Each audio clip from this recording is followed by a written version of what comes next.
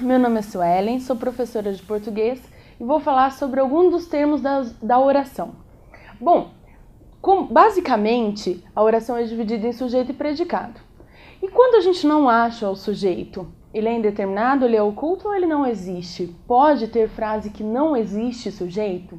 Pode, depende do verbo. Se o verbo é o que nós chamamos de verbo impessoal, significa que não existe uma pessoa que pratique a ação. Logo, não tem um sujeito. Olha nesse caso. Choveu muito ontem. Tem como alguém chover? Né? Quem choveu? Não, ninguém pratica a ação de chover. Simplesmente chove. Ventava pela manhã. Quem ventava? Né? Você vai falar o vento? Não, não é o vento que ventava. Simplesmente a ação acontecia. Então, em verbos que indicam fenômeno da natureza, não existe uma pessoa que pratique a ação. Por isso, não existe sujeito. A classificação pode ser oração sem sujeito ou sujeito inexistente. Existe uma exceção, quando nós temos a linguagem figurada. Então, quando o verbo chover não está no significado comum, no significado denotativo, que é a ação de chover, ele pode ter um sujeito. Então, por exemplo, as estrelas choveram na terra.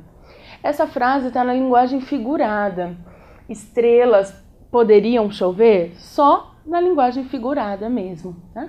Então, a única situação em que esses verbos podem ter um sujeito é se ele não estiver no seu sentido denotativo, se estiver no sentido figurado. Outro caso de sujeito inexistente são com os verbos impessoais haver e fazer. No caso do verbo haver é quando ele tem o sentido de existir. Há muitos problemas nessa região. Então o verbo aqui há e quem há? Aí você pode pensar, não seria muitos problemas, né? Muitos problemas há? Se eu inverter a posição, não ficaria estranho? Muitos problemas há nessa região? Então, o verbo haver, ele não admite uma pessoa, ele também é impessoal. Na verdade, os muitos problemas são objeto direto do verbo haver, não tem sujeito. Nesse caso aqui, existem muitos problemas nessa região. Eu usei um sinônimo para que não haja confusão na hora da classificação. Existem muitos problemas nessa região. Quem existem? Muitos problemas.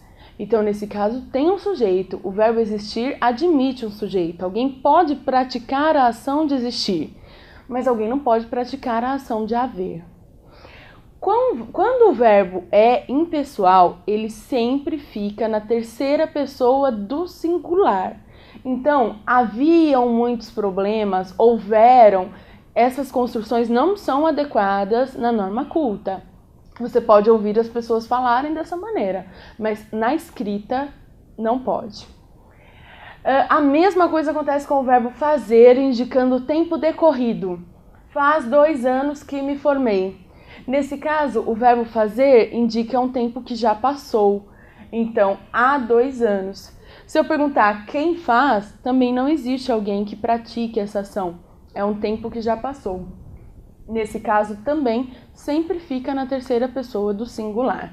Então, é muito comum nós ouvirmos as pessoas dizerem fazem 10 anos, fazem 2 anos.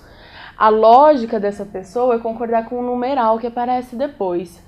Só que na norma culta isso não é apropriado, porque os 2 anos aqui não é o sujeito, é apenas a indicação do tempo, tá? O verbo sempre fica no singular, isso é muito importante lembrar sempre.